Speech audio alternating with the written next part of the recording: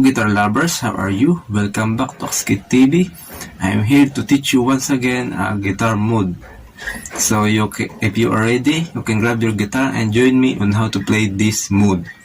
So put your index finger in the 5th fret of G string and whole step your ring finger into 7th fret of G string also, and then your pinky finger to 8 and move down your index finger into 6th fret of B string, and then your ring finger to 8th fret of B string, and again move down your index finger into high E string in the 5th fret and up step your index finger in number 6th fret of high string also, and then your pinky to 8th fret of high string.